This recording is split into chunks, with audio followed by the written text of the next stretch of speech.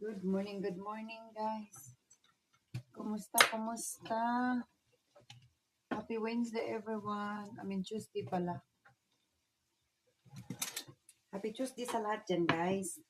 Luto ko dito ng guys, oh. May hotdog tayo dito. Yan guys, may hotdog tayo. May haluan natin ng tuna.